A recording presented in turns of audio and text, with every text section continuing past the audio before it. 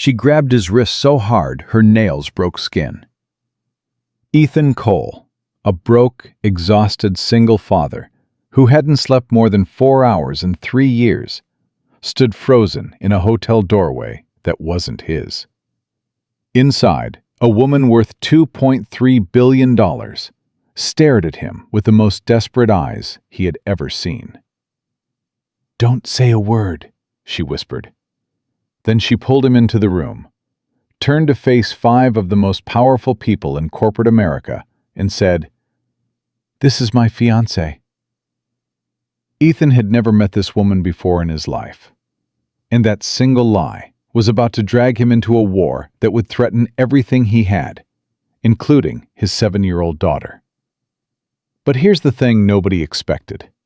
Not Victoria, not the board, not even Ethan himself. The man she pulled into that room wasn't just some random warehouse worker.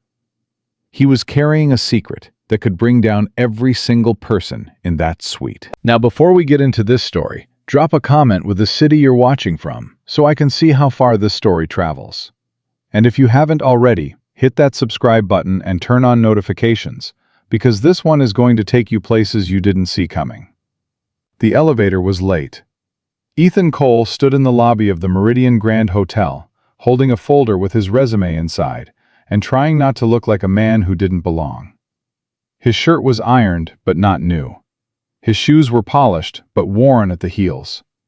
His watch had stopped working 2 months ago, but he still wore it because Lily had given it to him for Father's Day.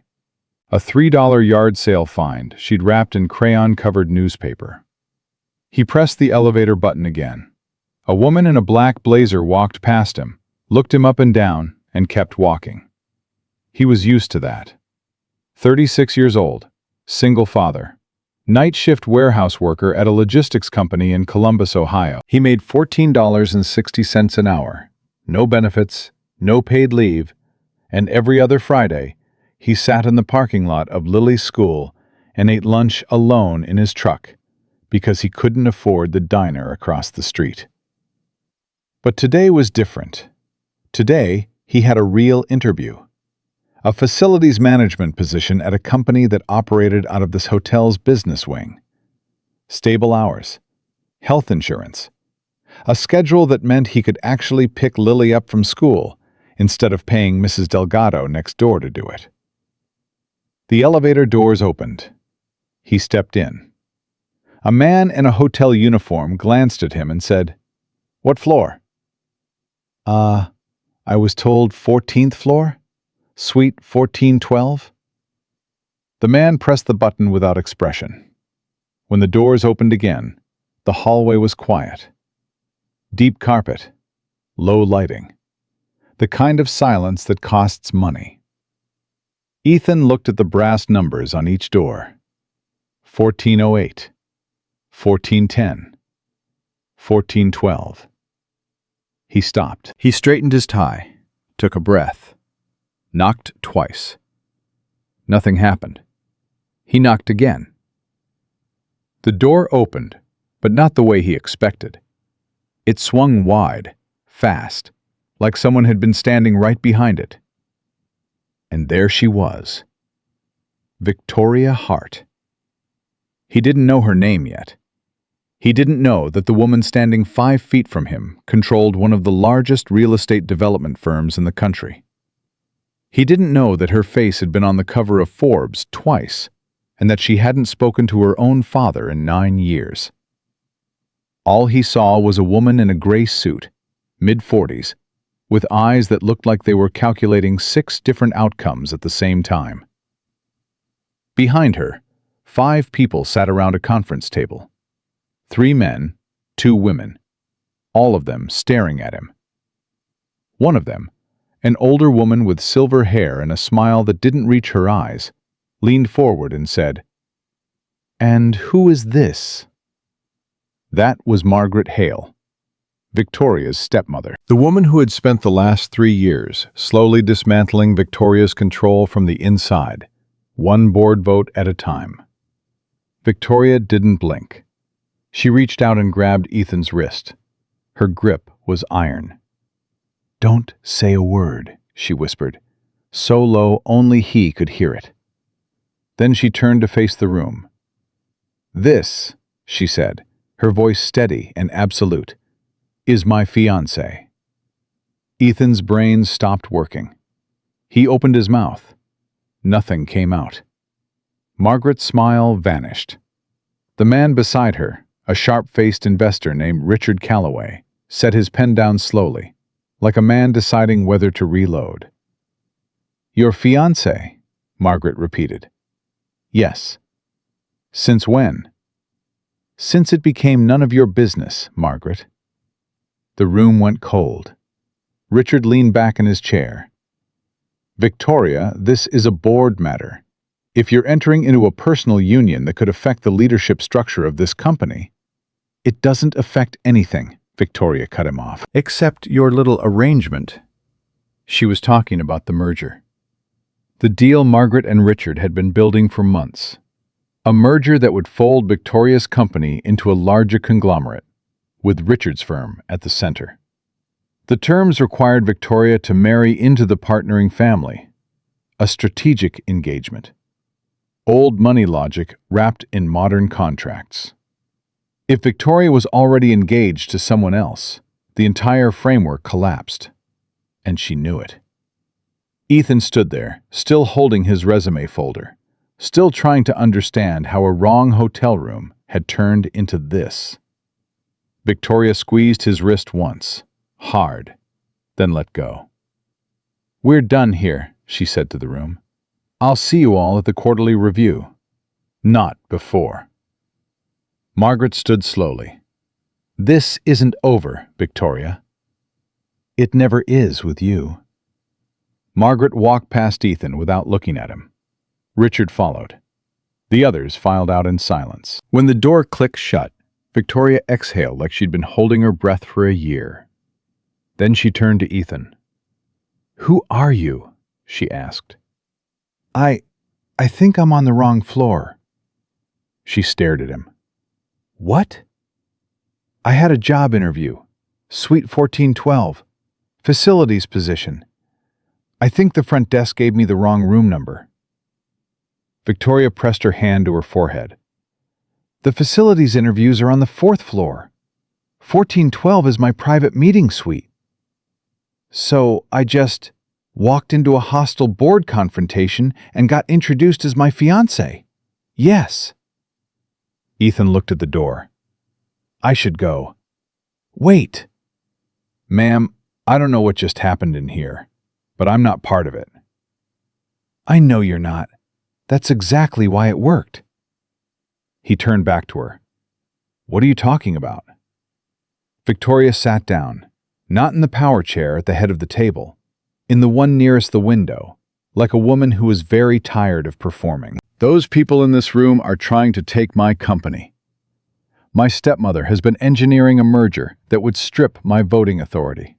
The only thing holding it together was a clause that required me to enter a strategic engagement with the partnering family's son. If I'm already engaged, that clause is void. And you just told them I'm your fiancé. Yes. You don't know me. I know you knocked on the wrong door. I know you stood there and didn't panic. And I know that right now, you're the only person in this building who doesn't want something from me. Ethan shook his head. Lady, Victoria. Victoria. I came here to interview for a job that pays $22 an hour, so I can get health insurance for my kid. That's it. I don't do corporate games. I don't do lies. Then walk away. He took a step toward the door. But know this, she said behind him. Margaret saw your face. Richard memorized it. By tomorrow morning, they will find out who you are, where you live, where your daughter goes to school. He stopped. That's how these people operate, Mr. Cole. Ethan Cole. Mr. Cole. They don't just fight the person in front of them. They go after everything around that person. You're in this now whether you like it or not. He turned back to her. Are you threatening me?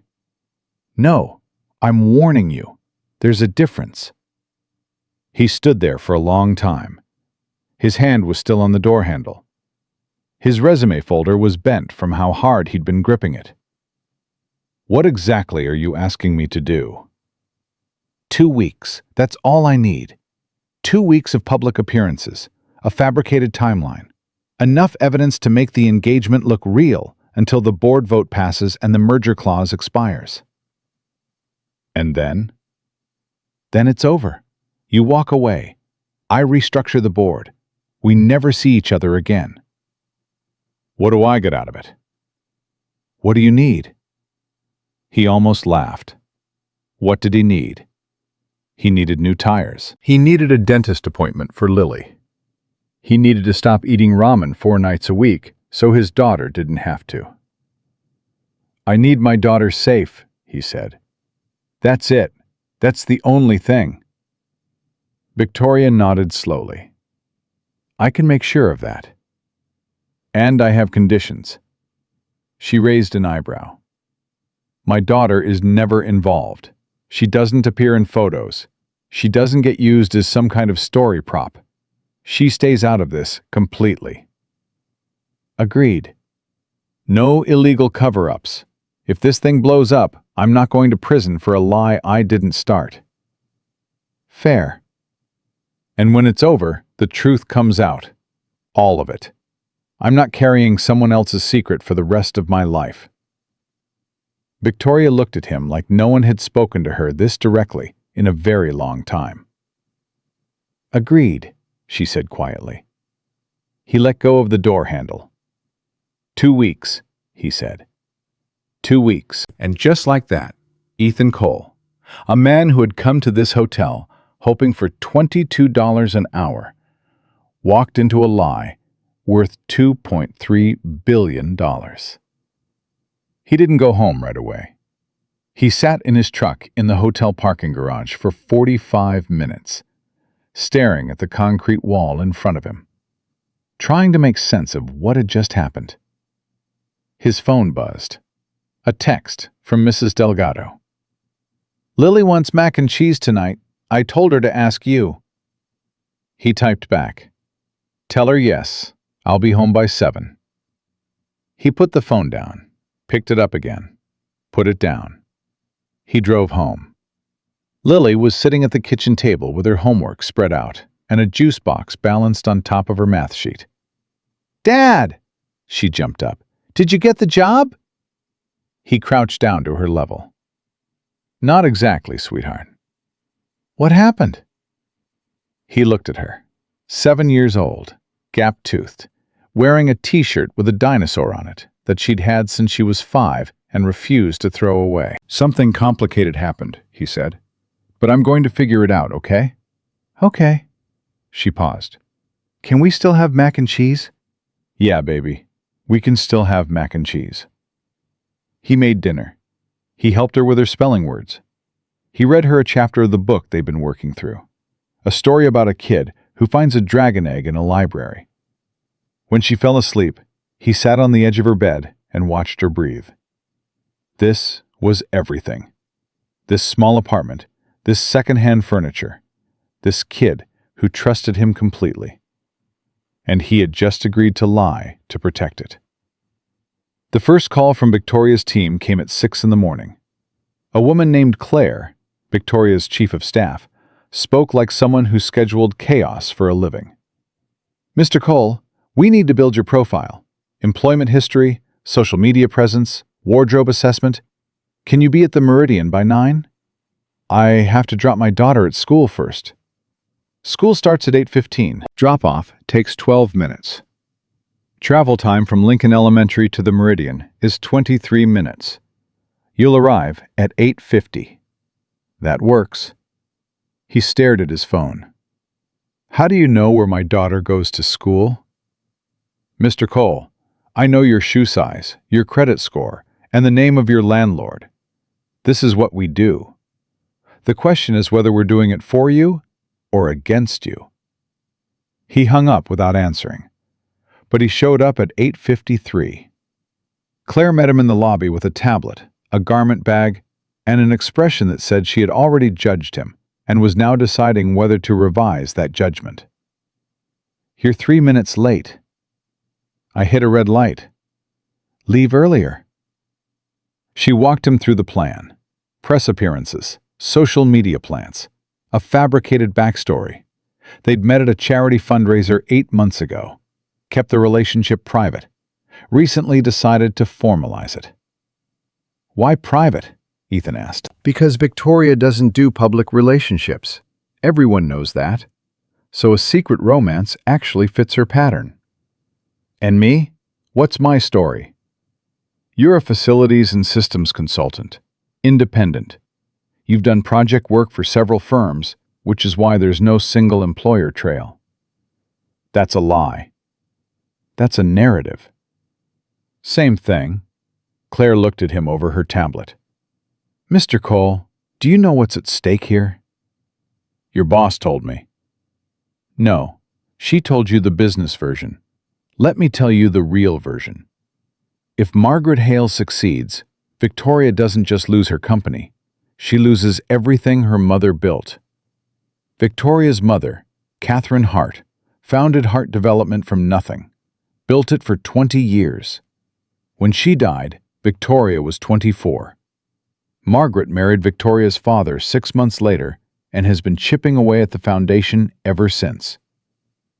Ethan said nothing.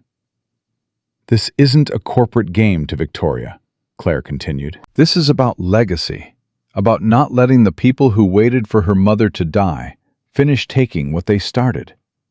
He sat down slowly. "All right," he said. "What do I need to do first?" "First, you need a suit that fits." He almost smiled. Almost. The suit was Italian. It fit like nothing he'd ever worn. When he looked in the mirror, he didn't recognize himself. Not because he looked different, but because he looked like the kind of man people listened to. He hated that. The idea that clothes could make someone take you seriously. But he wore it. Victoria met him that afternoon for what Claire called a calibration session, a rehearsal of how they would interact in public. "Don't hold my hand unless I reach for yours first," Victoria said. "Don't speak for me. Don't answer questions about the company. If anyone asks about the proposal, you say it was private and you'd like to keep it that way." "Was there a proposal?" "There's a ring in a box that Claire sourced from a jeweler in Manhattan. It belonged to my mother. Margaret will recognize it immediately." "Your mother's ring?" "It's the one thing Margaret never got her hands on." Ethan looked at her. "This is personal for you." "Everything is personal. People who say business isn't personal are lying." They practiced small talk, practiced entering rooms together, practiced the way two people who love each other stand near each other, the unconscious lean, the peripheral awareness. Victoria was mechanical about it, clinical. Ethan wasn't. "You keep standing like you're in a meeting," he said. "I'm always in a meeting. If you want people to believe we're together, you need to stop calculating every time you look at me." She blinked. "I don't calculate. You've counted the ceiling tiles twice since we started. Your jaw is tight enough to crack a walnut, and every time I step closer, your shoulder moves back by exactly 1 inch. You notice all that?" "I have a 7-year-old. I notice everything." For the first time, Victoria's expression cracked. Not a smile, but something underneath the armor shifted. "Okay," she said. "Then teach me." "Teach you what?" "How to look like I trust someone." That one sentence hit harder than anything she'd said in the boardroom, because Ethan understood it. Not from the world of corporate power, from the world of being alone, from the world of pretending you're fine when you're drowning, from the world of being so focused on surviving that you forget what it feels like to just be next to someone without performing. "Start by breathing," he said. She looked at him like he was insane.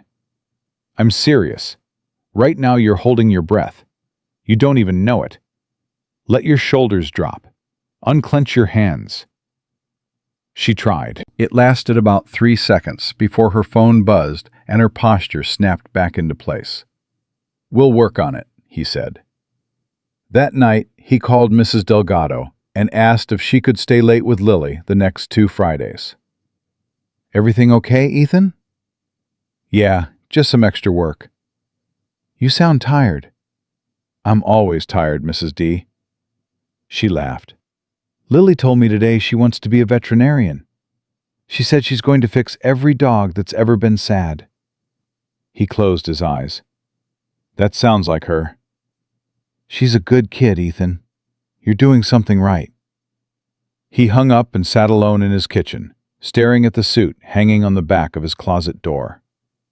2 different worlds, the man in the suit and the man at this table.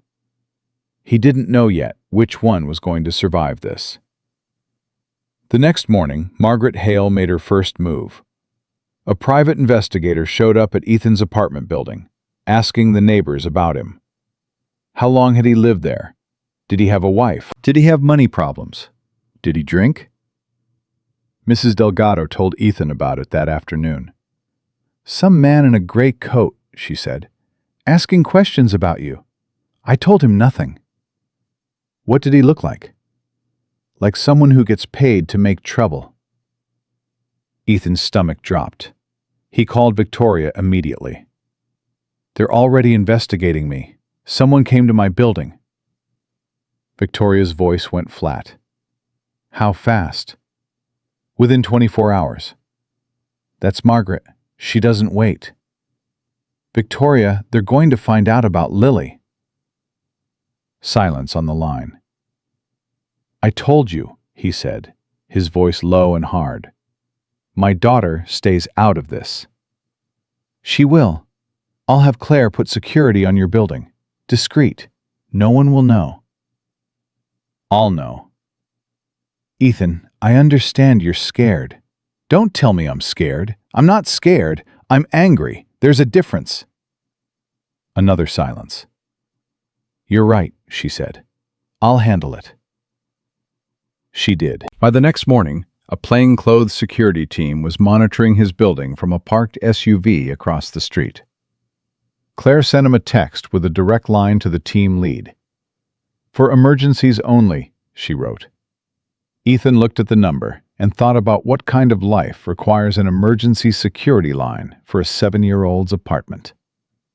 Then he saved it, because in Victoria Hart's world, preparation wasn't paranoia. It was survival. Ethan picked Lily up from school that afternoon. She was holding a painting, something with a lot of purple and what appeared to be either a cat or a very small horse. "What's that?" he asked. "It's you," she said. He looked at it again. "That's me?" "Yeah, you're smiling. See? That's your mouth." He looked at the purple blob she was pointing to. "I love it." "You always say that." "Because I always mean it." She buckled herself into the back seat. "Dad?" "Yeah?" "Are you going to be home more now?" He gripped the steering wheel. "I'm trying, baby." "Trying is okay," she said. Then she went back to humming a song he didn't recognize, and he drove home with a painting of a purple man who was smiling taped to his dashboard. That painting stayed there for the next 2 weeks, through every lie, every press appearance, every impossible moment. That painting reminded him who he actually was. The first public appearance was a Thursday evening fundraiser at the Hamilton Club downtown. Ethan had never been inside a building where the napkins cost more than his electric bill. He stood in the bathroom on the 2nd floor, staring at himself in the mirror, adjusting a tie that Claire had picked out and that probably cost more than his truck payment. His phone buzzed. "Claire.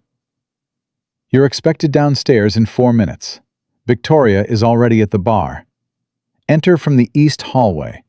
Walk to her left side. She'll reach for your hand. Do not pull away." "I know the plan, Claire."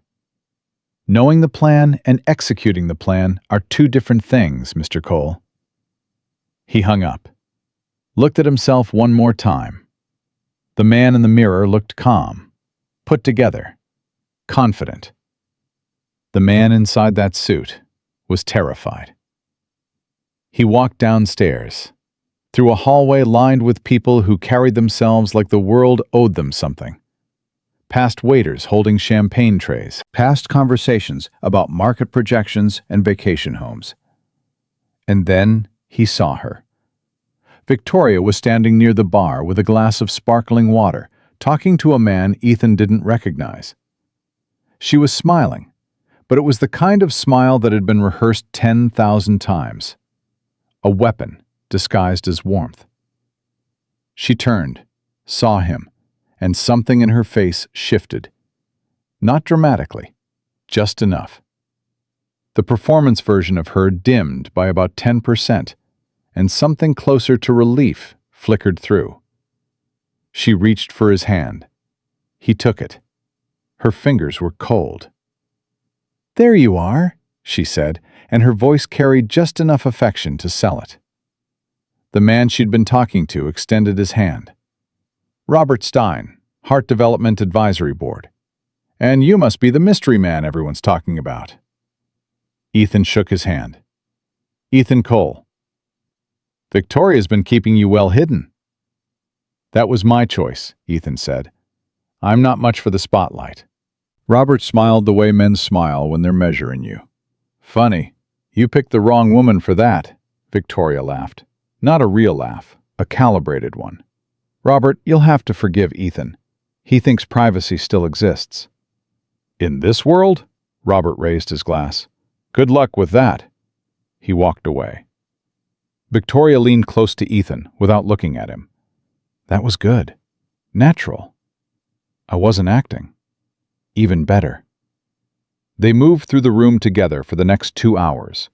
Victoria introduced him to board members, donors, partners. Each time, she said the same thing with different words. "This is Ethan. We've been together for a while. We wanted to keep it quiet. He's not in the industry, which is exactly why I love him." That last word, love, landed differently every time she said it. Sometimes it sounded practiced. Sometimes it sounded like she was trying to convince herself it was possible. Around 9 o'clock, they found a moment alone near the back of the room. "You're holding your breath again," Ethan said. "I know. And you keep touching your left ear when you're lying." She dropped her hand. "I do not." 3 times during the conversation with the woman in the blue dress. Twice with Robert. Victoria stared at him. "Nobody has ever told me that." "Nobody was watching you the way I'm supposed to." She went quiet for a moment. Then she said something he didn't expect. "Thank you." "For what?" "For not making me feel like a transaction." He didn't know what to say to that, so he didn't say anything. He just stood next to her and let the silence do the work. That was the first night. The second event was a Saturday brunch at a rooftop restaurant that Victoria's company partially owned. Claire had coached them on arrival timing, seating positions, and exit strategy. She had also prepared a list of likely questions from the press photographer who'd been tipped off about their attendance. Ethan read the list in the car on the way over. "Question 7, he said out loud. "When did you know she was the one?" He looked at Victoria. "What's my answer?" "Claire wrote you a response. It's on the next page." "I'm not reading a script." "Ethan, if someone asks me that, I need to answer like a real person, not like a press release." Victoria crossed her arms. "Fine. What would you say?" He thought about it. "I'd say, I knew when I watched her solve a problem that would have made most people quit. And instead of celebrating, she went quiet. Like winning wasn't the point. Getting it right was." Victoria turned to look at him. "That's not something that happened." "Doesn't matter. It sounds like you." She held his gaze for a beat longer than she needed to. Then she looked away. Use that answer. At the brunch, a photographer did approach them. Young guy. Eager. He asked about their relationship, their timeline, their plans. Victoria handled the corporate questions. Ethan handled the personal ones. When did you know? The photographer asked, grinning like he was expecting a rehearsed answer. Ethan set down his coffee. I watched her work through something hard. Most people would have walked away. She didn't. And when she got through it, she didn't brag. She just went quiet. That's when I knew. Victoria's hand tightened on her glass. The photographer scribbled in his notebook. That's a great answer, man. It's an honest one, Ethan said. When the photographer left, Victoria didn't speak for almost a full minute.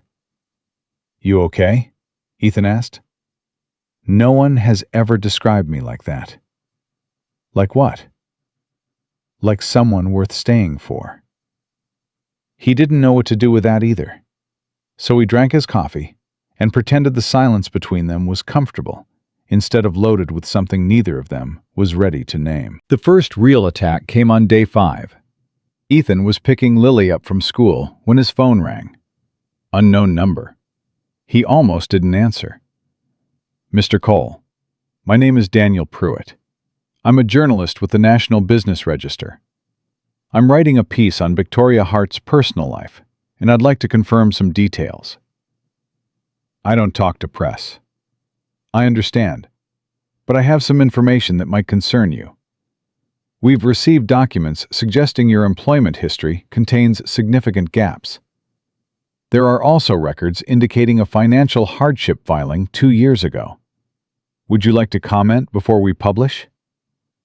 Ethan's grip on the phone went white. Who gave you those documents? I'm not at liberty to say. Then I'm not at liberty to comment. He hung up. His hands were shaking. Not from fear. From the specific kind of rage that comes when someone digs into your worst moments and holds them up like evidence. Yes, he'd filed for financial hardship. 2 years ago, Lily had needed emergency dental surgery. No insurance.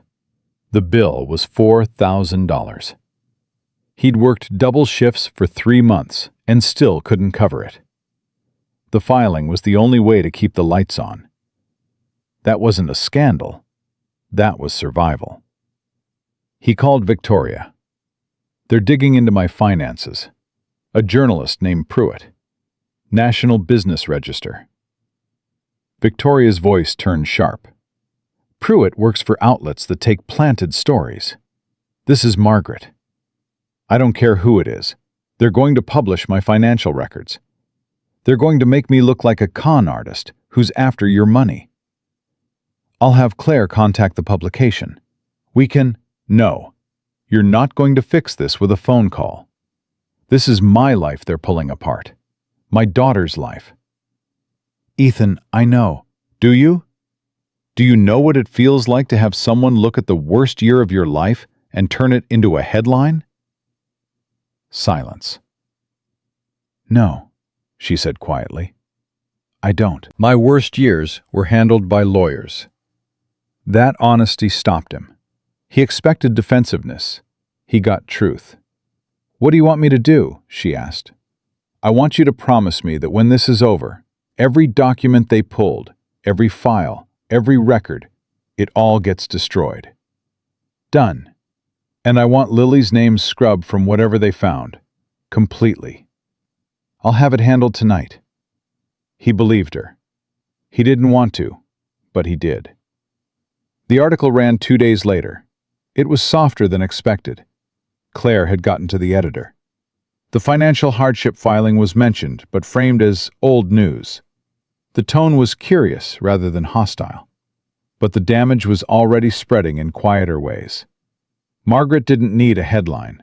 She needed whispers. And whispers traveled faster. Ethan started noticing things. The security team outside his building increased from 1 vehicle to 2. Claire began texting him with location updates he hadn't asked for. And Victoria, who normally called him once a day with logistics, started calling twice, sometimes 3 times. "You're checking on me," he said during the third call on day 7. "I'm updating you." "You updated me an hour ago. Nothing has changed in an hour." "Ethan, say what you actually want to say." A pause. Then, "I'm worried. Margaret's moving faster than I expected. Richard flew to New York yesterday for a meeting I wasn't invited to. And one of my board allies told me there's talk of calling an emergency session." "What does that mean?" "It means they're not waiting for the quarterly vote. They're going to try to force a resolution before the merger clause expires." "Can they do that?" "If they get enough board members to agree, yes. And right now, Margaret controls at least 4 of the 9 votes." "How many do you need to block it?" 5. "And you have?" 3. Maybe 4. One of them is wavering. Ethan sat on the edge of his bed. Lily was asleep in the next room. He could hear her breathing through the thin wall. "What happens if you lose?" he asked. Victoria didn't answer right away. When she did, her voice was stripped of every layer of authority she usually wore. "I lose my mother's company. The thing she built from nothing. The thing she asked me to protect. And Margaret gets exactly what she wanted. Control of everything Catherine Hart created, funneled through Richard's firm, restructured until there's nothing left of what it was." Ethan closed his eyes. "Your mother, what was she like?" Another pause, longer this time. "She was the kind of person who remembered everyone's name. Janitors, interns, the woman who delivered lunch to the office every Tuesday. She knew all of them. She used to say that a company isn't a building. It's the people who show up every day believing it matters." "She sounds like someone worth fighting for." "She was. She is." Victoria's voice cracked, just barely. She recovered immediately, but Ethan heard it. "That's why I can't lose this." "Then don't." "It's not that simple." "Yeah, it is. You've got 3 days before they call that session. So stop worrying about me and start locking down your votes." "I'm not worrying about you." "Victoria." "Fine, I'm worrying about you. A little." "Don't. I've survived worse than Margaret Hale." "You don't know Margaret." "I know people like her. I've worked for people like her. The kind who think power means making other people smaller. She's not special. She's just rich." Victoria went quiet. Then she laughed. A real one. Short and surprised, like she'd forgotten she could. "Nobody talks to me like you do," she said. "That's because everybody else wants something from you." "And you don't?" "I want my daughter safe and this thing over with. That's it." "That's really it?" "That's really it." She was quiet again. Then, "Good night, Ethan." "Good night, Victoria." He hung up and sat in the dark for a long time. Something was happening that wasn't part of the plan. He could feel it. Not in the grand, sweeping way that stories talk about. In the small way. The way her voice changed when she stopped performing. The way she asked him questions she already knew the answers to, just to hear him say them. The way she'd started calling, not because she needed to update him, but because she needed to hear someone who didn't want anything. He couldn't afford that. Not now. Not in the middle of a lie. He went to check on Lily. She was sleeping on her side, one arm wrapped around a stuffed elephant she'd had since she was 2. Half its stuffing was gone. One ear was held on with safety pins. She refused to let him replace it. "You don't throw away family," she'd told him once, completely serious, like she was explaining gravity. He pulled the blanket up to her chin and stood there. This was what mattered. Not boardrooms, not billion-dollar mergers, not the way Victoria Hart sounded when she forgot to be powerful. This. On day 9, Margaret made her second move. Ethan was at the Meridian for a prep meeting with Claire when his phone rang. The caller ID said Lincoln Elementary. "Mr. Cole, this is Principal Dawson. We had an incident today. A woman came to the school and requested to pick up Lily. She identified herself as a family friend. She had a photo of you and Lily together and claimed you'd authorized the pickup." Ethan stopped breathing. "We didn't release Lily," the principal continued quickly. "She's safe. She's in my office right now. But I wanted you to know immediately." What did the woman look like? Mid-30s, professional. She gave a name, Sandra Wells.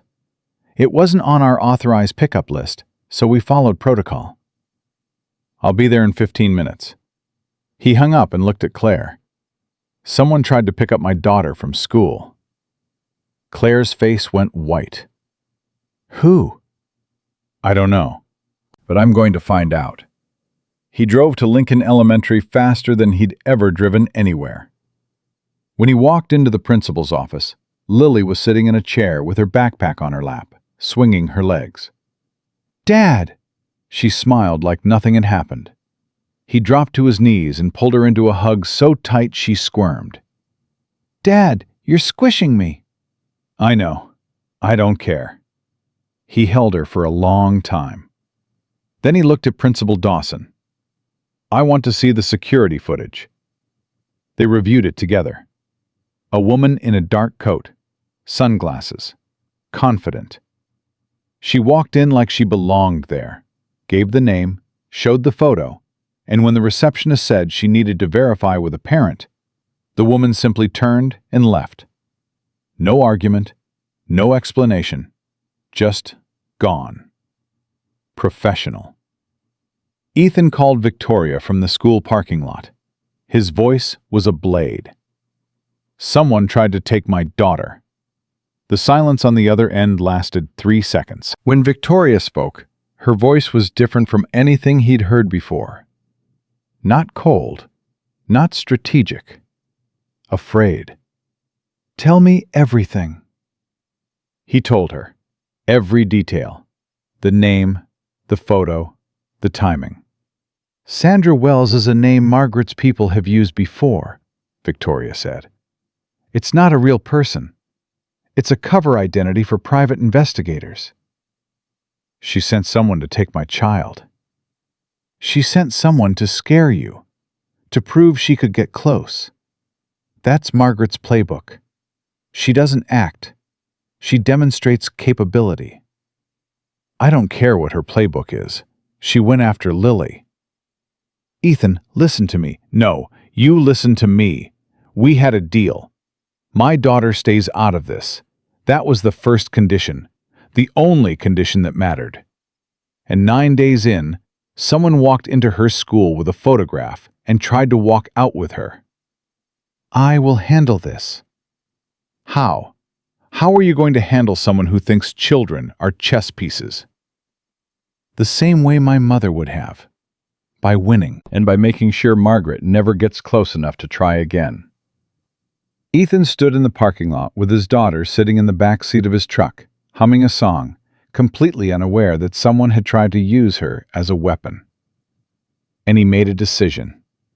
He wasn't just playing along anymore. He was going to end this. Not in 2 weeks. Not on Victoria's timeline. Not by the rules of the boardroom.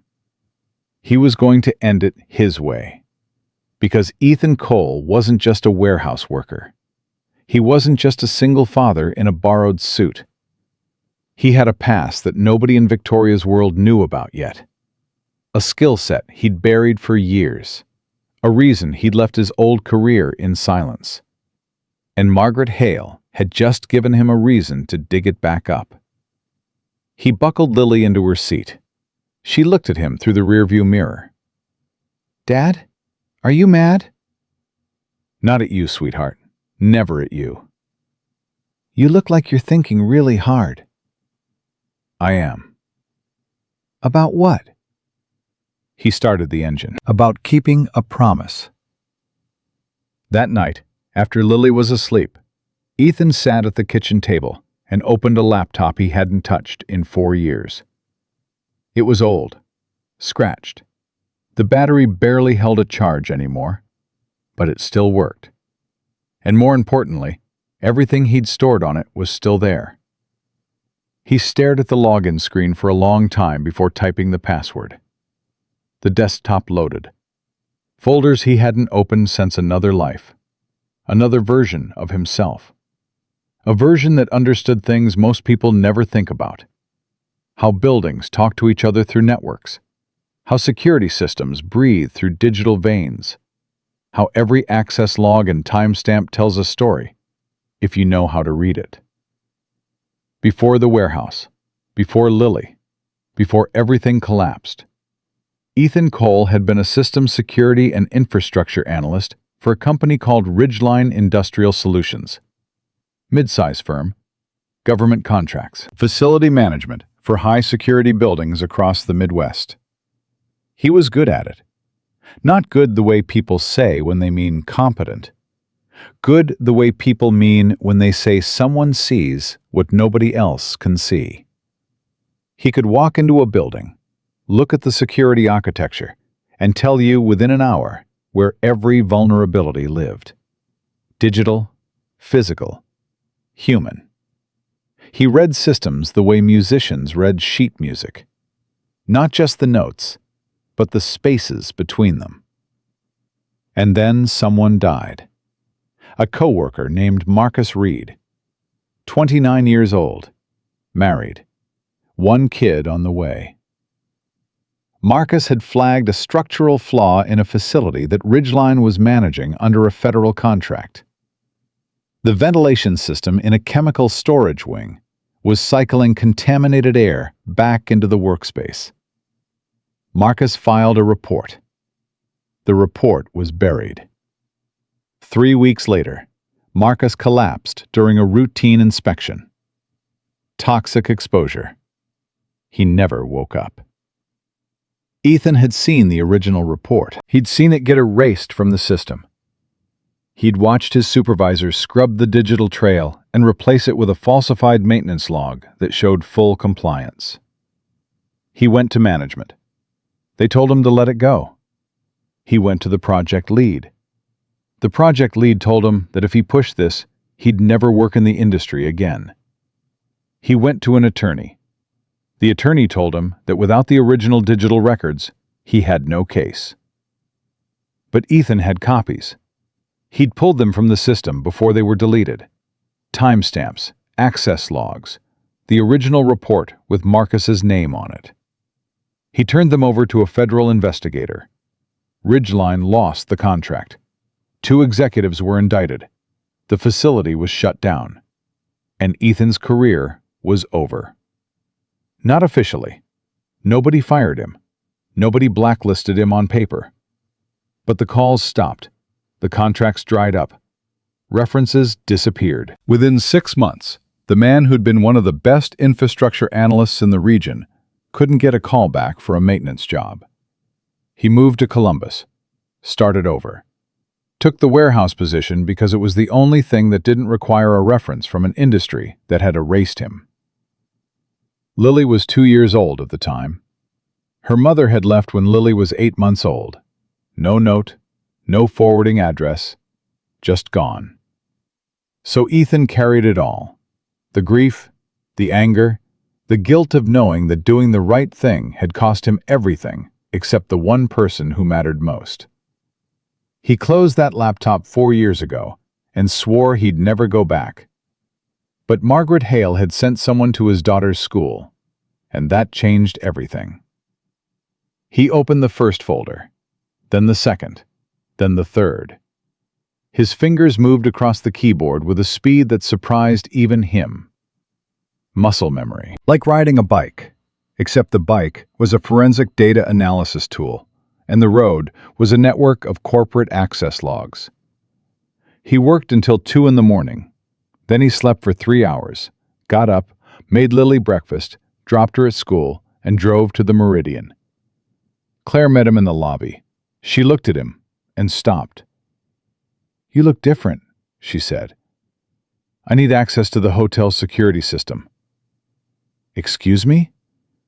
"The Meridian's internal security system. Camera feeds, access logs, digital entry records for the last 30 days. Claire lowered her tablet.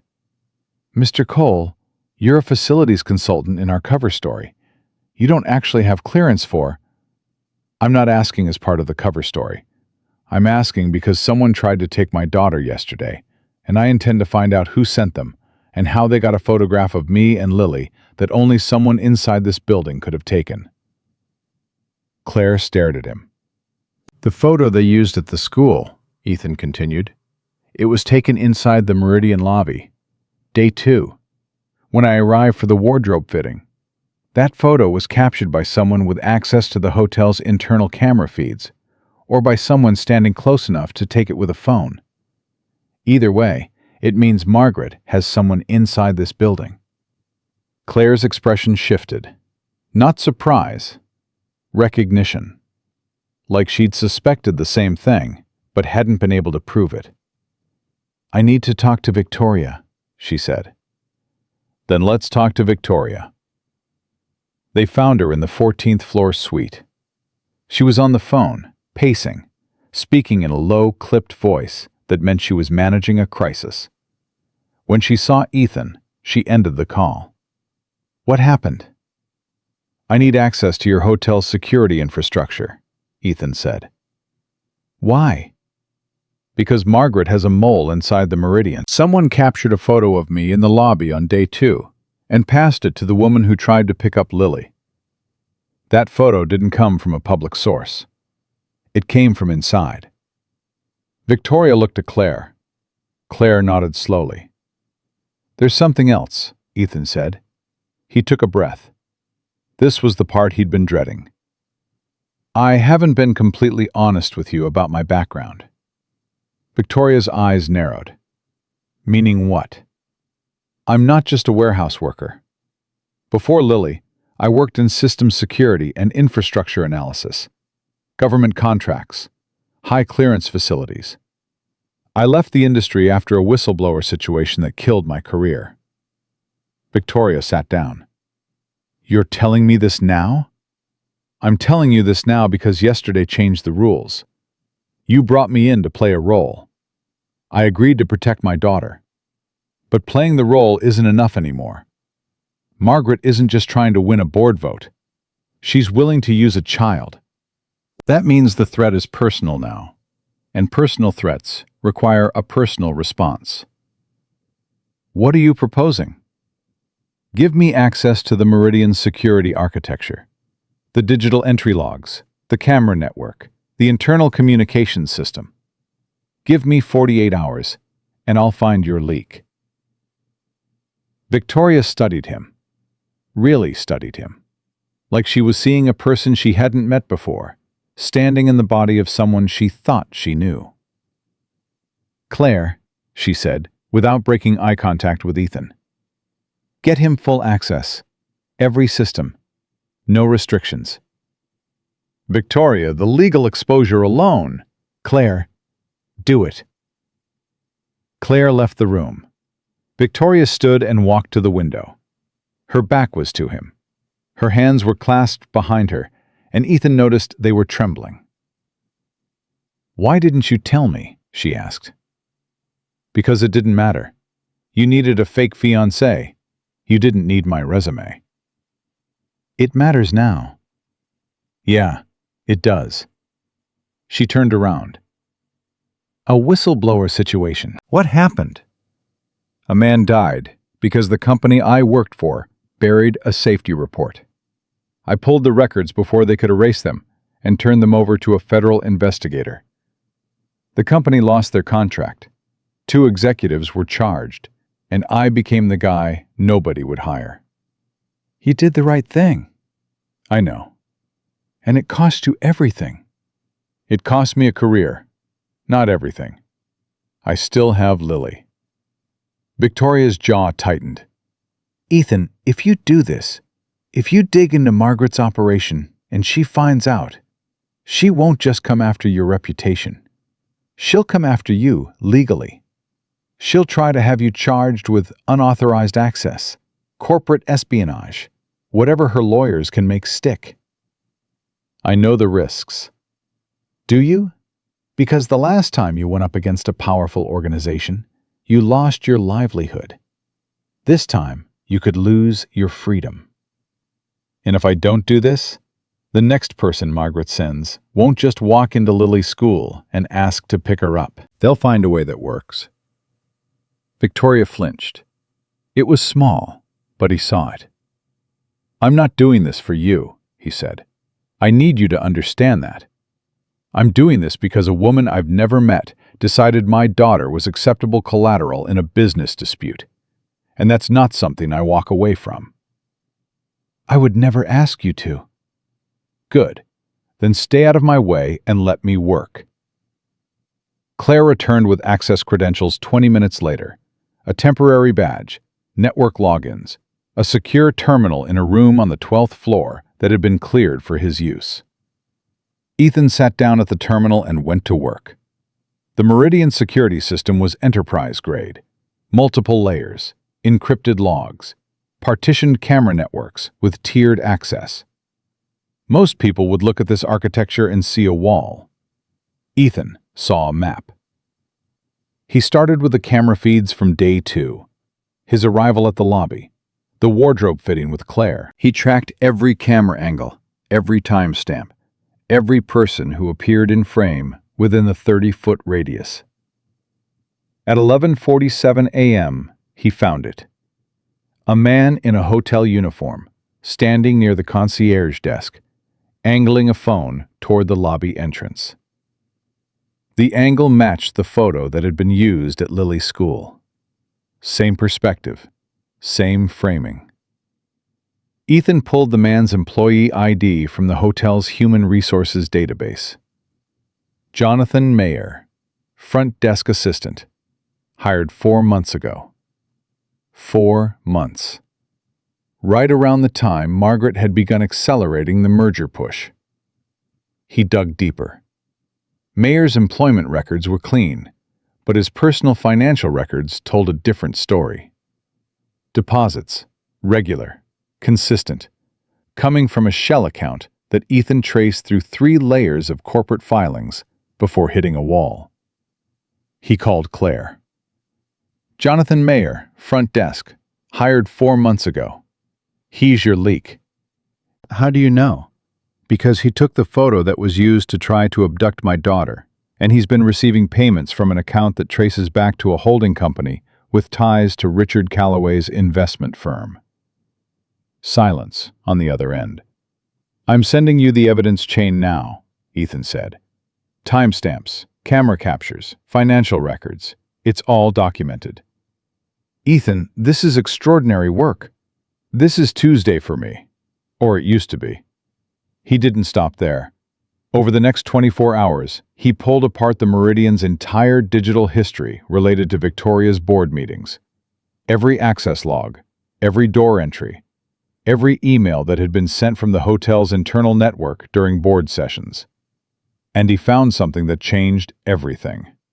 3 weeks before Ethan walked into the wrong hotel room, someone had accessed the security system and created a duplicate feed for the 14th floor hallway cameras. The duplicate feed recorded everything that happened outside Victoria's private suite and routed the footage to an external server. Someone had been watching Victoria for weeks.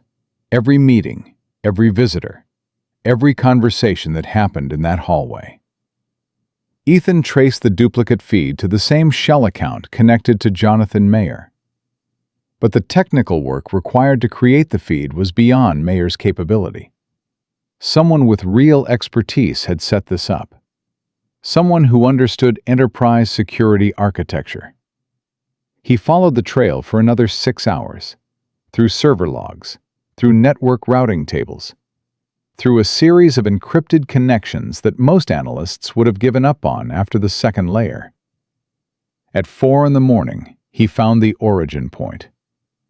The duplicate feed had been installed by a contractor who'd been hired to perform routine security maintenance on the Meridian's systems. The contractor was a company called Whitmore Technical Services. And Whitmore Technical Services had one client that mattered: Callaway Capital, Richard's firm. Margaret and Richard hadn't just been pressuring Victoria politically. They'd been conducting surveillance, recording her private meetings, building a file of every strategic conversation she'd had for the past 3 weeks. This wasn't just a corporate power play. This was espionage. Ethan printed everything, every log, every trace, every connection. He organized it chronologically, created a clear evidence chain, and locked the files in the secure terminal with a password only he knew. Then he called Victoria. It was 5:15 in the morning. She answered on the first ring. She hadn't been sleeping either. "I found it," he said. "Found what?" "Everything. Margaret and Richard have been surveilling you for 3 weeks. Duplicate camera feeds, external servers, a planted employee, a contracted security firm that's on Richard's payroll. They've been recording your private meetings and routing the footage to Callaway Capital." Victoria said nothing for a long time. "Victoria, I'm here. This isn't just a board fight anymore.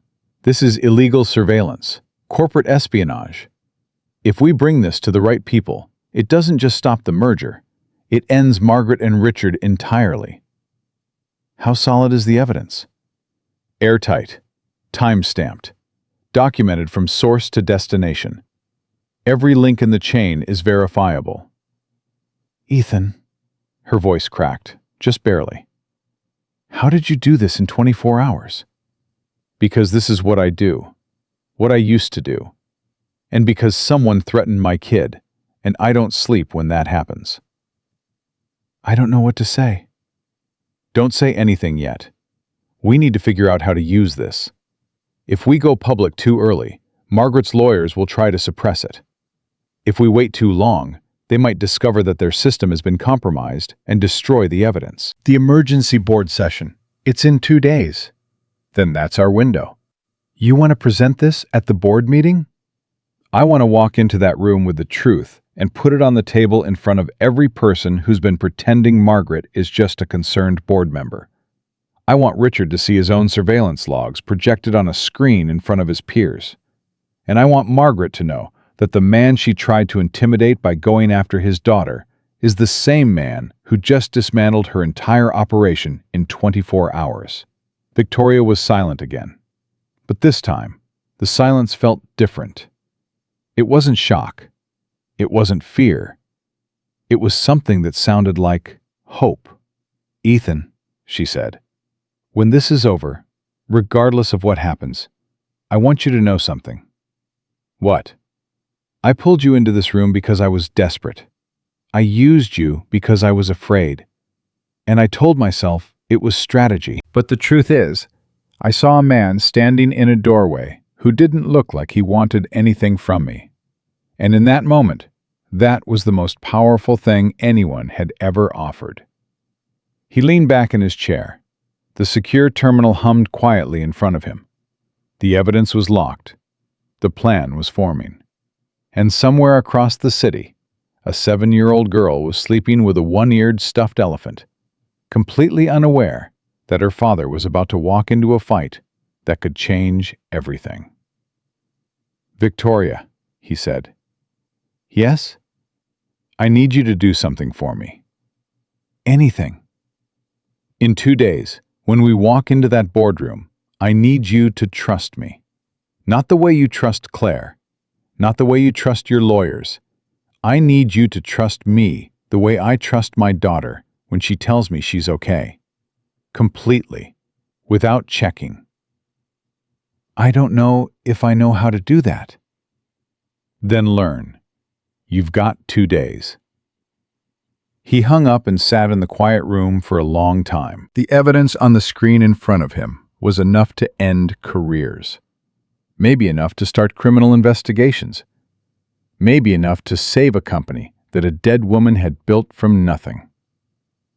But none of that was why he'd done it. He did it because a woman named Margaret Hale had looked at a 7-year-old girl and seen a pawn. And Ethan Cole did not forgive that. He drove home at 6 in the morning. Lily was still asleep. He made coffee, sat at the kitchen table, and looked at the purple painting still taped to the dashboard of his truck through the kitchen window. The purple man was smiling. Ethan wasn't smiling. Not yet. But for the first time in 9 days, he wasn't afraid either. He was ready. The morning of the emergency board session, Ethan woke up at 4:30 and couldn't go back to sleep. He lay in bed staring at the ceiling, running through every piece of evidence in his head. The timestamps, the camera captures, the financial trail, the duplicate feed, every link in the chain accounted for, every connection verified twice. He'd been over it so many times he could recite it from memory. But memory wasn't enough. He needed it to land. He needed every person in that room to understand not just what Margaret and Richard had done, but how long they'd been doing it, and how far they were willing to go. He got up, made coffee, sat at the kitchen table in the dark. At 6:15, Lily's door opened. She padded out in her pajamas, rubbing her eyes. "Dad? How come you're up so early?" "Couldn't sleep, sweetheart." She climbed into the chair next to him and leaned against his arm. "Are you nervous about something?" He looked down at her. 7 years old, and she could read him better than anyone on earth. "A little," he said. "Is it like when I had to do my presentation about dolphins in front of the whole class?" He almost smiled. "Yeah, kind of like that." "I was really scared. But then I just pretended everyone was a dolphin. And dolphins are nice, so it was okay." "You think I should pretend everyone's a dolphin?" "It worked for me." He kissed the top of her head. "I'll keep that in mind." He dropped her at school at 8:15. She hugged him at the door, then turned around and said, "Dad, you're going to do great." "How do you know?" "Because you always do." She ran inside. He watched her disappear through the double doors, and he sat in the truck for a full minute, gripping the steering wheel, breathing. Then he drove to the Meridian. Claire met him in the lobby at 9 sharp. She was carrying 2 tablets and a flash drive, and her face had the tight focus of someone heading into battle. "Victoria is upstairs. The board session starts at 10. Margaret arrived 20 minutes ago with Richard and 2 attorneys." "Attorneys? That's new." "She's expecting a fight. She just doesn't know what kind." They took the elevator to the 14th floor. Victoria was in the suite, standing near the window, wearing a dark navy suit. Her hands were at her sides. Her posture was straight. But Ethan could see it, the tension in her jaw.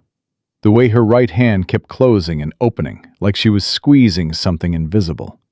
She turned when he walked in. "Are you ready?" she asked. "Are you?" "No, but I'm here." "That's the same thing." Claire set up the presentation on a laptop connected to the suite's projection system. Every piece of evidence Ethan had gathered was organized in sequence. Camera captures, financial records, server logs, the duplicate feed architecture, the connection between Whitmore Technical Services and Callaway Capital. Ethan walked Claire through it one final time. "We start with a photo," he said. "The one used at Lily's school. That's the emotional anchor. It establishes that this isn't abstract. It's not just corporate maneuvering. A child was targeted. Every person in that room needs to feel that before we show them anything else." Claire nodded. "And if Margaret tries to interrupt?" "Let her. The more she talks, the more nervous Richard gets. And nervous people make mistakes." Victoria stepped closer. "What if they deny everything?" "They will. That's expected. The evidence doesn't need them to admit anything. It speaks for itself. All I need is for them to react. One wrong reaction, one detail they shouldn't know, One look they exchange that tells the room they're coordinating. That's enough. And if it's not enough? Ethan looked at her. Victoria, I've been where Marcus Reed was. I've watched powerful people bury the truth and walk away clean. That's not happening today. Not in this room. Not to you. She held his gaze. Her eyes were wet, but she didn't blink.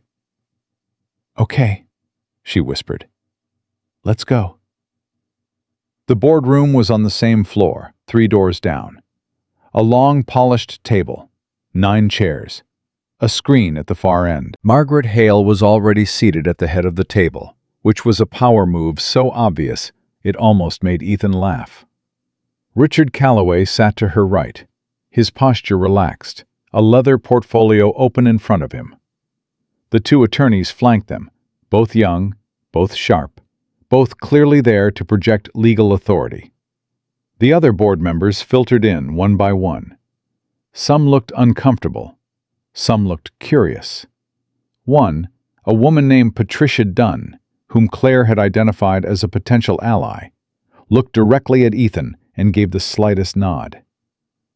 Victoria entered last. She didn't sit at the head of the table.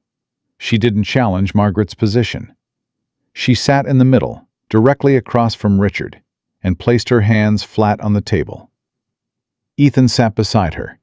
His folder was closed in front of him. The flash drive was in his jacket pocket. Margaret spoke first. I want to begin by addressing the irregularities that have come to the board's attention. Over the past 2 weeks, Victoria has introduced a previously unknown individual as her fiancé. This individual has no verifiable corporate background, no public professional history, and, based on our research, a financial profile that raises serious questions about his motives. She looked at Ethan. No offense, Mr. Cole. None taken, ma'am.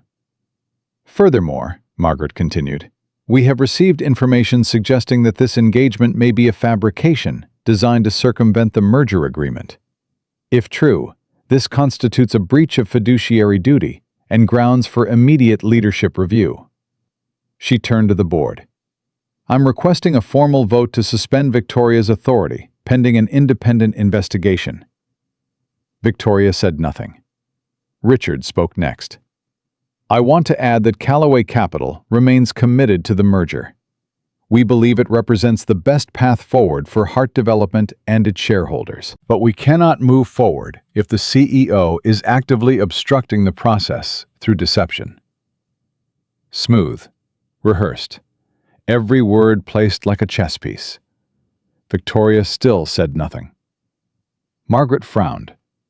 Victoria, do you have a response? I do, Victoria said, but it's not coming from me. She turned to Ethan. Every eye in the room shifted.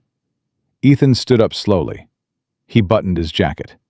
He pulled the flash drive from his pocket and plugged it into the laptop connected to the screen. My name is Ethan Cole, he said. And Margaret is right about one thing. I'm not what you were told I was. He clicked the first slide. The photo appeared on the screen. The one taken in the Meridian lobby. The one that had been used at Lily's school. 9 days ago, a woman walked into Lincoln Elementary School and attempted to remove my 7-year-old daughter from the building. She used this photograph to identify herself as a family friend. The school followed protocol and declined. But the photograph itself raises a question that nobody in this room has asked yet.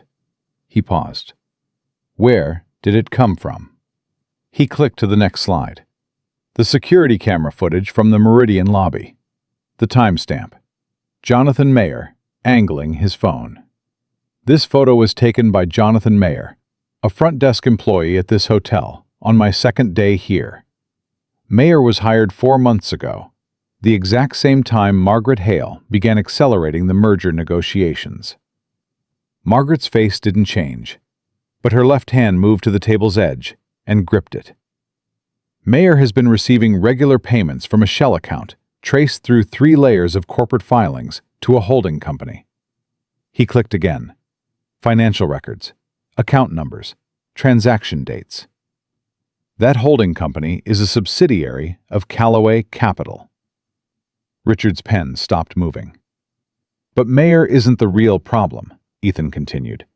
He's a delivery mechanism, a low-level asset. The real problem is what he was covering for. He clicked to the next slide. Network architecture diagrams. Server routing tables. 3 weeks before I walked into this hotel, someone accessed the Meridian's security system and created a duplicate camera feed for the 14th floor hallway. Every meeting Victoria held in her private suite was recorded and routed to an external server. He showed the routing path, the encrypted connections, the server address. That server is registered to Whitmore Technical Services, a contractor that was hired to perform routine security maintenance on this building. Another click. Corporate filings. Whitmore Technical Services has one primary client, Callaway Capital. The room was silent. Richard cleared his throat. These are unverified allegations. Anyone could fabricate network diagrams and every timestamp is verified against the Meridian's system clock, Ethan said. Every access log has a corresponding entry in the hotel's master record. Every financial transaction is traceable through publicly filed corporate documents. I didn't fabricate anything. I followed the evidence. Richard turned to his attorneys. One of them leaned in and whispered something. Richard's jaw tightened. Margaret spoke up. "This is absurd. You're a warehouse worker, Mr. Cole. You expect this board to believe that you, a man with no corporate background, somehow conducted a forensic analysis of a hotel security system in 48 hours? No, Ethan said. I expect this board to look at the evidence and decide for themselves. But since you brought up my background, let me clarify something." He took a breath. "Before I became a warehouse worker, I spent 8 years as a system security and infrastructure analyst. Government contracts, high clearance facilities. I left the industry after I blew the whistle on a company that buried a safety report, and a man died as a result. I lost my career for telling the truth. I've been working night shifts in a warehouse ever since, trying to give my daughter a decent life." He looked directly at Margaret. "So when you sent someone to her school with a photograph and a fake name, you weren't scaring a man who doesn't understand how these things work. You were waking up the one man in this building who knows exactly how to take your operation apart." Margaret's composure cracked. Not a lot, but enough.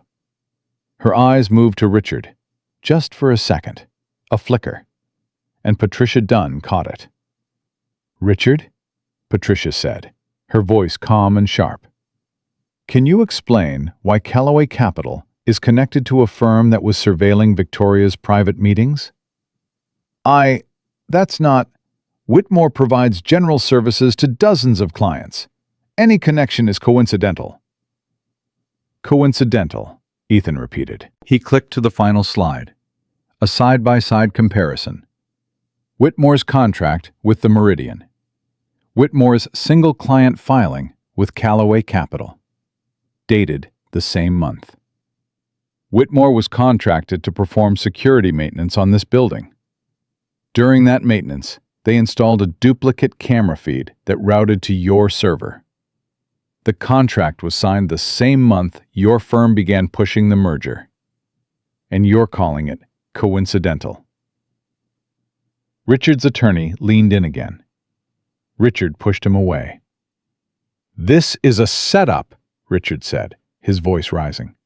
"Victoria orchestrated this entire thing.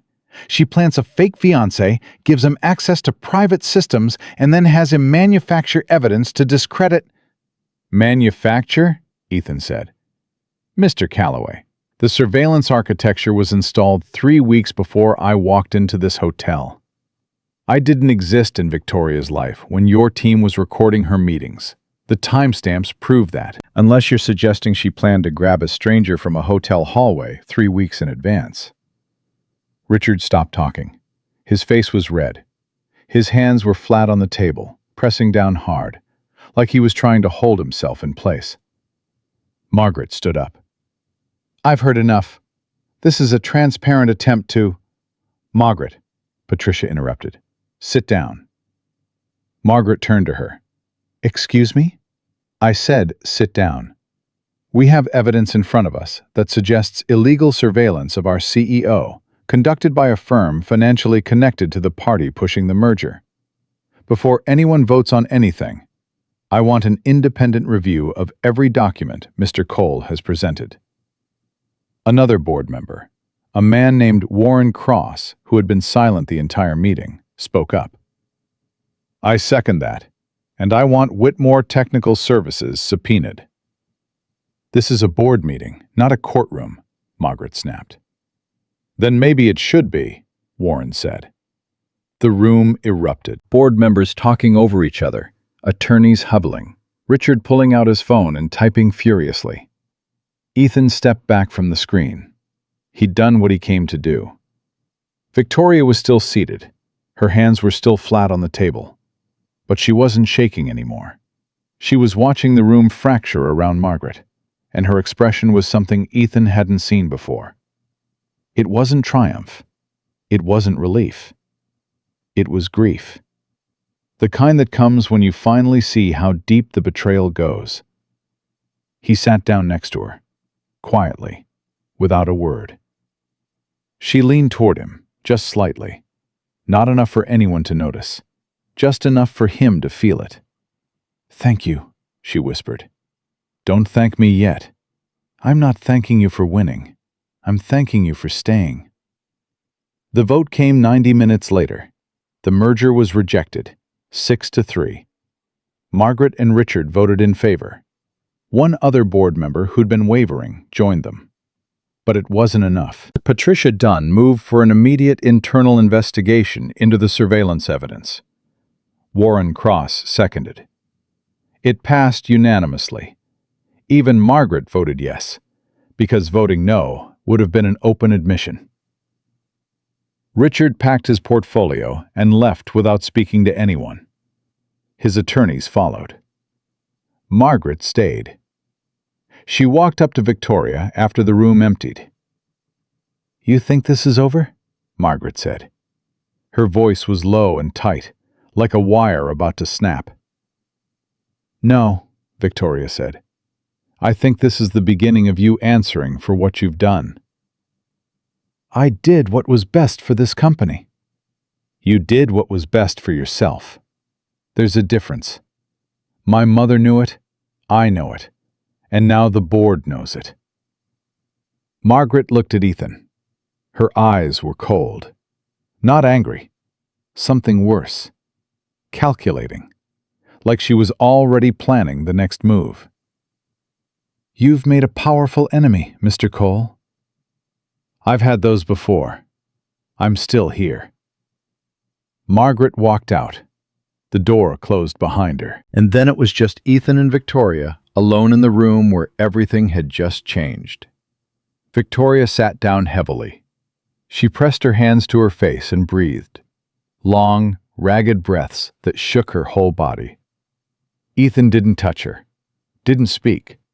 He just sat across from her and waited. When she finally looked up, her eyes were red. My mother would have liked you, she said. Yeah?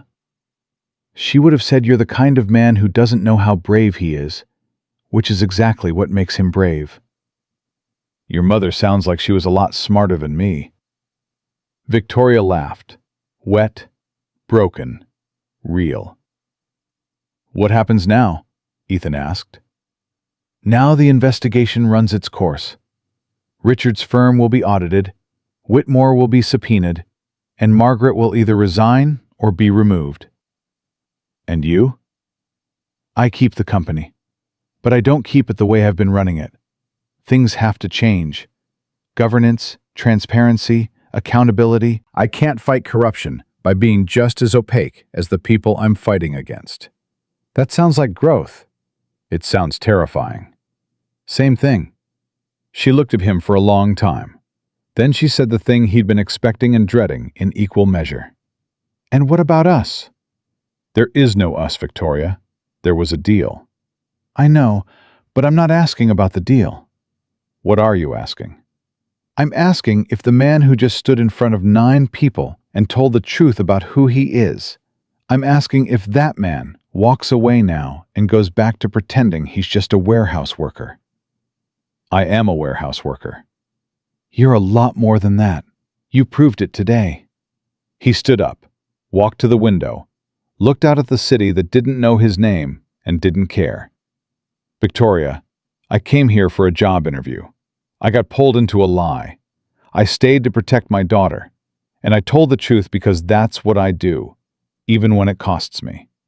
That doesn't mean I belong in your world. Maybe my world needs to change to make room for people like you.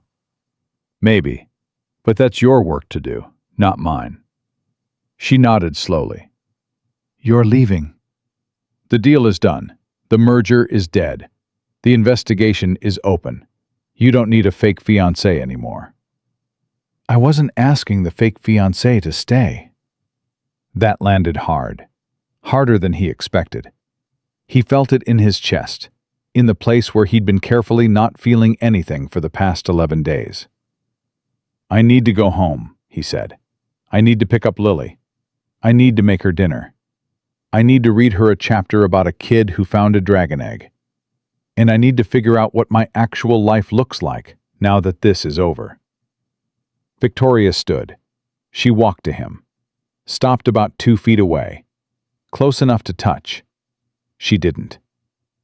Okay, she said. Go home. Pick up Lily.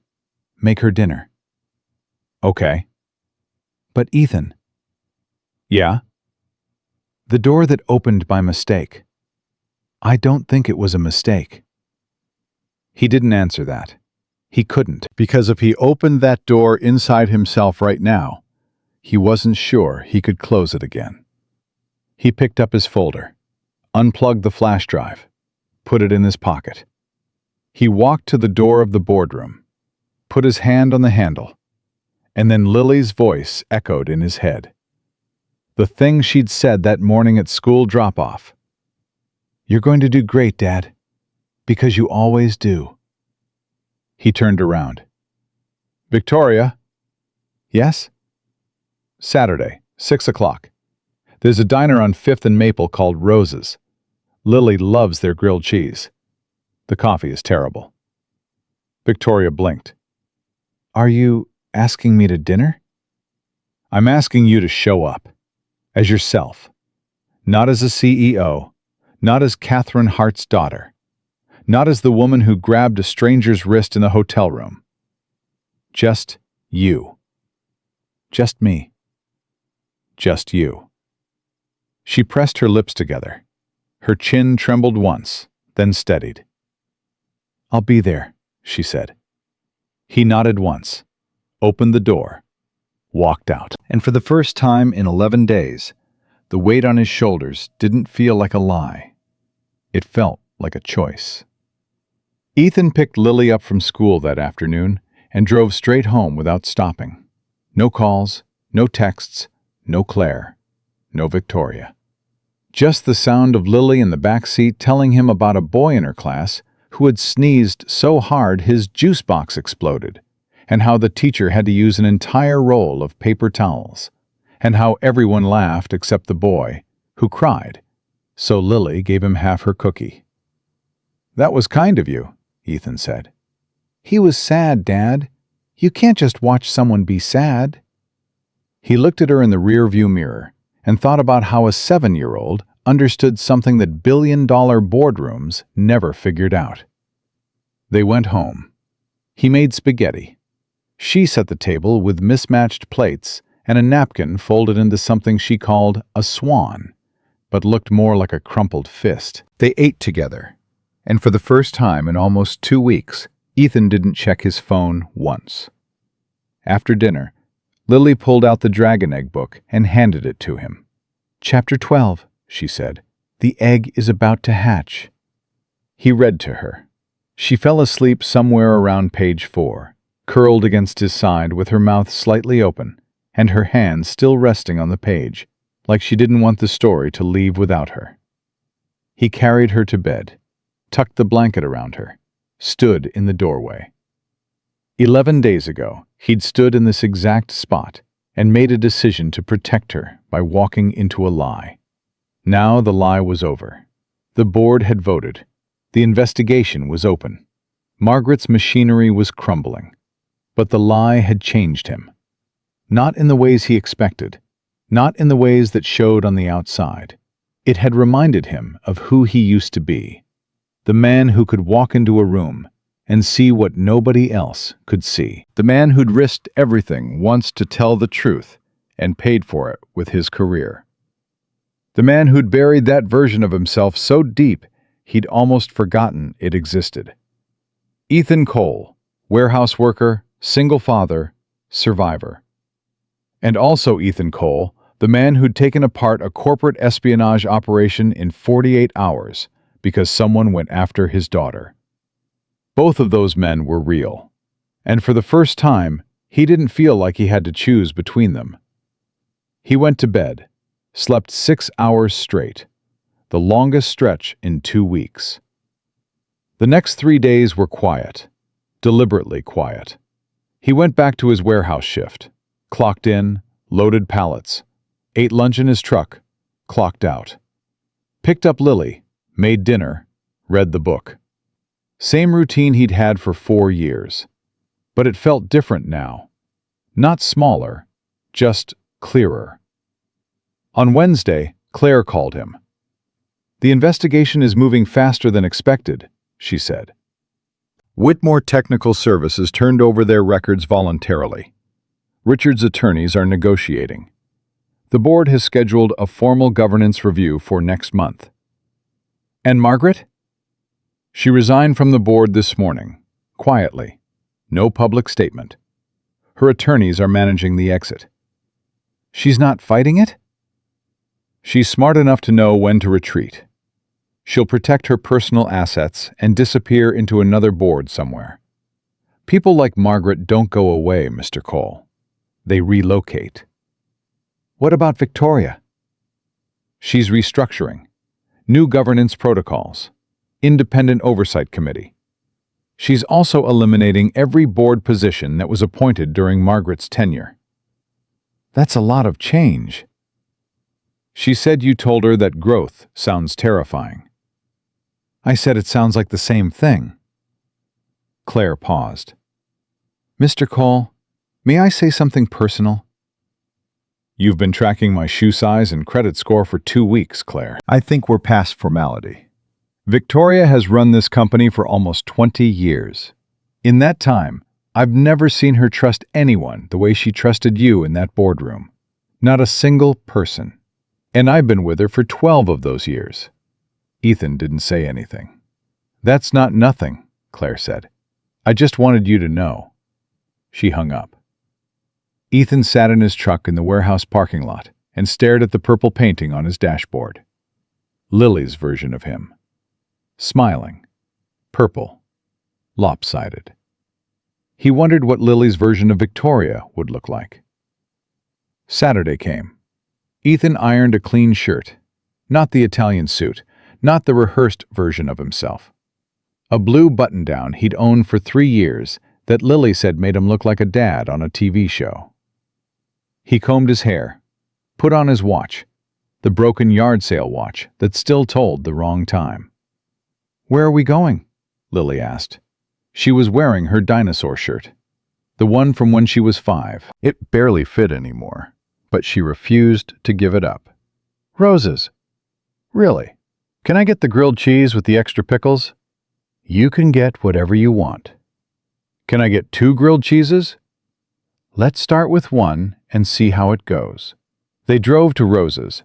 It was a small diner on the corner of 5th and Maple. Red vinyl booths, a counter with spinning stools, coffee that had been on the burner too long, and pie that made up for it. They got a booth near the window. Lily immediately started arranging the sugar packets into a tower. Ethan checked the time. 5:52. At 5:58, the door opened. Victoria walked in. Not the Victoria from the fundraiser. Not the Victoria from the boardroom. Not the Victoria who grabbed a stranger's wrist and changed both their lives in a single sentence. This Victoria was wearing jeans, a white blouse, flat shoes. No jewelry except a small gold chain around her neck. Her hair was down. She had no phone in her hand. She looked like a woman who had decided, just for tonight, to stop carrying the weight of everything she'd built. She saw them, smiled. Not the calibrated smile, a nervous one. The kind of smile people wear when they're showing up somewhere they're not sure they belong. She walked to the booth, looked at Lily, looked at Ethan. "Hi," she said. "Hi," Lily said. "Are you the lady my dad's been talking to on the phone?" Victoria glanced at Ethan. He shrugged. "Yes," Victoria said. "I am." "He gets a weird voice when he talks to you. Like this." Lily lowered her chin and did a comically deep impression of Ethan trying to sound serious. Victoria laughed. A real, full, unguarded laugh that turned two heads at the counter. "Sit down," Ethan said, "before my daughter reveals any more classified information." Victoria slid into the booth across from them. Lily pushed a sugar packet toward her. "You can be part of the tower if you want," Lily said. "I'd like that." They ordered. Lily got her grilled cheese with extra pickles. Ethan got a burger. Victoria stared at the menu for almost a full minute. "I don't remember the last time I ate somewhere without a reservation," she said. "Rosa doesn't do reservations," Ethan said. "She doesn't even do menus most days. That's just for tourists." "Am I a tourist?" "Tonight you are." Victoria ordered a club sandwich and coffee. When it arrived, she took a sip and winced. "You warned me about the coffee." "I did." "It's terrible." "It really is." Lily looked back and forth between them. "You guys are weird." "Thank you, Lily," Ethan said. They ate. Lily talked about school, about the Dragon Egg book, about her plan to become a veterinarian who also solved crimes, which she called a vet detective. Victoria listened to every word with the kind of attention she usually reserved for board presentations. At one point, Lily asked Victoria what she did for work. "I run a company," Victoria said. "What kind of company?" "We build buildings, offices, apartments, places where people live and work." Lily thought about this. "Do you build any buildings with dogs in them?" "Not yet." "You should. Dogs make buildings better." "I'll keep that in mind." Lily went back to her grilled cheese. Victoria looked at Ethan. Her expression was soft, in a way he'd never seen from her before. Not vulnerable, not weak, just open. Like she'd taken off a layer of armor she hadn't realized she was still wearing. "She's extraordinary," Victoria said quietly. "She's her mother's stubbornness and my bad jokes. I think she's more than that. She is. She's the best thing I've ever done, and I include the boardroom presentation in that comparison." Victoria smiled. "Fair enough." After dinner, Lily asked if they could walk to the park across the street. It was a small park. A few benches, a swing set. Nothing fancy. Lily ran straight for the swings. "Push me, Dad!" Ethan pushed her. Victoria stood nearby, hands in her pockets, watching. "Higher!" Lily shouted. "Any higher and you'll be in orbit." "I want to be in orbit." He pushed her higher. She laughed the way only kids laugh. Full body, zero self-consciousness. The kind of joy that doesn't know it's supposed to be rationed. Victoria watched. And Ethan saw something cross her face that she probably didn't know was visible. Longing. Not for him. Not for Lily. For the simplicity of it. For the idea that happiness could be this small and still be complete. Lily eventually jumped off the swing, which nearly gave Ethan a heart attack, and ran to the slide. He let her go and walked over to the bench where Victoria was sitting. They sat in silence for a while. I've been thinking, Victoria said. About what? About what you said in the boardroom, that my world needs to change to make room for people like you. I remember. You were right, but I don't think it's just my world. I think it's me. She looked at her hands. I've spent 20 years proving I could carry my mother's legacy. And somewhere in that process, I forgot that my mother didn't build her company because she wanted to prove something. She built it because she cared about people. She wanted to create something that made their lives better. And you lost that. I didn't lose it. I buried it. Under strategy and control and the belief that if I was strong enough, nobody could hurt me. And then Margaret proved that strength without trust is just a fancier kind of isolation. Ethan nodded slowly. So what now? Now I rebuild. Not just the governance structure, not just the board. Me. The way I lead. The way I connect. The way I let people in. That's going to be hard. I know. I'm not good at it. You're sitting on a park bench in jeans, eating bad coffee, and watching a 7-year-old do a cartwheel. I'd say you're doing better than you think. Victoria looked at Lily, who was indeed attempting a cartwheel that was more of a controlled fall with enthusiasm. Ethan, I want to offer you something, and I need you to hear it the right way. Okay. There's a position opening at Heart Development. Systems Infrastructure and Security Management. It's legitimate. Real title, real responsibilities, real salary. The kind of work you were doing before Ridgeline. He was quiet for a moment. I'm not offering it because of what happened between us, Victoria continued. I'm offering it because you walked into a boardroom and did in 48 hours what my entire security team couldn't do in 3 years. You're the most qualified person I've ever seen for this job, and I'd be a fool not to hire you. Victoria, and before you say no because of pride or because you don't want to feel like a charity case, I want you to think about Lily. Think about health insurance. Think about stable hours. Think about being home for dinner every night, instead of working a loading dock until 2 in the morning. He looked at the swing set, at Lily, who was now lying on her back in the grass, pointing at clouds and narrating their shapes to nobody in particular. If I take this job, he said, it's because I earned it. Not because of the boardroom, not because of the fake engagement, not because of whatever this is between us. I take it because I'm good at it, and you need someone good. That's exactly why I'm offering it. And whatever this is, he said, gesturing between them, stays separate. I don't report to you. I don't owe you. And if I disagree with you in a meeting, I say so. I wouldn't expect anything less. And Lily comes first, always. If there's a school play and a board crisis on the same day, I'm at the school play.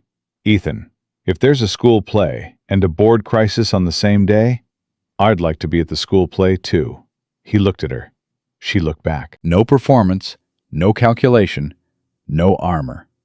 Just a woman sitting on a park bench, asking to be part of something small and real. Okay, he said. Okay? I'll take the job, and I'll take Saturday dinners at Rose's. But you're buying, because that coffee is a crime, and someone should pay for it. She laughed. The real laugh, the one that surprised her every time it came out, like she kept forgetting she was capable of it. Lily ran over and threw herself onto the bench between them, breathing hard. Dad, I decided something. What's that? When I'm a vet detective, Victoria can be my first client. She can bring me a building dog, and I'll make sure it's healthy, and then I'll solve a crime. Victoria looked at Lily with an expression that contained about 14 different emotions, all of them fighting for space. That sounds like a plan, Victoria said. It's a deal, Lily said. She stuck out her hand. Victoria shook it, solemnly, like she was signing the most important contract of her career. They walked back to the diner parking lot. Lily held Ethan's hand on one side and, without asking, reached for Victoria's hand on the other. Victoria flinched. Just for a second. The instinct of a woman who'd trained herself not to need anyone. Then she let it happen. She closed her fingers around Lily's small hand and held on. Nobody spoke. They just walked. 3 people. 2 broken adults and 1 kid who didn't know she was holding them together. At the parking lot, Lily climbed into the truck and buckled herself in. Ethan turned to Victoria. "Thank you for coming tonight," he said. "Thank you for inviting me." "It wasn't a corporate event." "I know. That's why it mattered." He nodded, took a breath. "I'll see you Monday, at the office, as an employee." "And Saturday?" "And Saturday, at Rose's, as whatever this is." "Whatever this is," she repeated. "I like that. No label, no contract, no clause. Just people." Just people. She turned to walk to her car. Then she stopped. "Ethan." "Yeah?" "That day in the hotel, when I grabbed your wrist, I told you not to say a word." "I remember." "I've been thinking about it, and I realized something. In that moment, I wasn't asking you to be silent. I was asking you to trust me, a complete stranger, with no explanation, no context, no reason." "And I did." "Why?" He thought about it, really thought about it. Not the strategic answer, not the rehearsed version, the real one. "Because you were scared," he said. "And scared people don't grab strangers unless they're out of options. I didn't trust your plan. I didn't trust your world. But I trusted that you needed help. And where I come from, that's enough." Victoria's eyes glistened. She didn't wipe them. She didn't look away. "Where I come from," she said, "nobody helps without a price." "Then you've been coming from the wrong place." She smiled, soft, unguarded, the kind of smile that costs nothing and means everything. "Good night, Ethan." "Good night, Victoria." She drove away. He watched her taillights disappear around the corner. Then he climbed into the truck. Lily was already half asleep in the back seat. "Dad?" "Yeah, baby?" "I like her." "Yeah?" "She laughed at my joke about the building dog. Most grown-ups don't laugh at my jokes." "Most grown-ups don't know what's funny." "Dad?" "Yeah?" "Is she going to come to dinner again?" He adjusted the rearview mirror, looked at his daughter, looked at the purple painting still taped to the dashboard. The smiling man she'd drawn weeks ago. The man she believed he was, before he believed it himself. "Yeah, sweetheart, I think she is." Lily smiled, closed her eyes, and fell asleep before they reached the highway.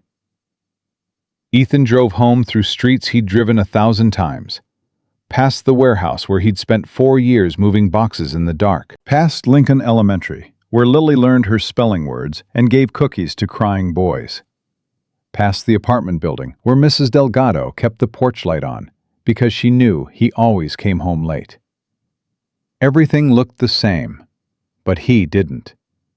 A door had opened by accident 11 days ago. Behind it, he'd found a world that ran on control and fear and the belief that power meant never needing anyone. He'd walked into that world wearing a borrowed suit and carrying a truth he'd spent 4 years trying to forget. And the truth turned out to be the only thing that mattered. Not the money, not the title, not the merger or the votes or the surveillance or the lies. The truth. That a man who lost everything for doing the right thing didn't lose everything at all. He just couldn't see what he'd kept. That a woman who inherited an empire and armored herself against the world didn't need a stronger wall. She needed a door she was brave enough to open. And that a 7-year-old girl with a one-eared stuffed elephant and a painting of a purple smiling man, understood something that boardrooms and billion-dollar deals never taught anyone. You can't just watch someone be sad. You give them half your cookie. You hold their hand without asking. You show up. Ethan parked the truck, carried Lily inside, tucked her into bed, placed the one-eared elephant beside her. He stood in the doorway of her room one more time. "I kept my promise," he whispered. Then he turned off the light, walked to the kitchen, and sat down at the table where everything had started, where he'd opened that old laptop and remembered who he was. He looked at the clock. It was 9:47 on a Saturday night. He had a new job starting Monday. He had a daughter who believed he could do anything. And he had a woman who'd grabbed his wrist in a doorway and changed the direction of both their lives. No fairy tale, no grand finale, no dramatic wedding on a rooftop with a string quartet. Just a man at a kitchen table, finally still, finally clear, finally knowing that the bravest thing he'd ever done wasn't exposing corruption in a boardroom or dismantling the surveillance network in 48 hours. It was showing up, every single day, for the people who needed him, without armor, without a script, without guarantees. Power built on control collapses. It always does. Whether it takes 11 days or 20 years, it falls under its own weight because it was never real to begin with. But power built on truth, on the willingness to be seen exactly as you are, flawed and afraid and still standing, that power survives. It survives because it doesn't need anyone to believe in it. It just needs someone brave enough to live it. Ethan Cole was brave enough, and that was more than enough.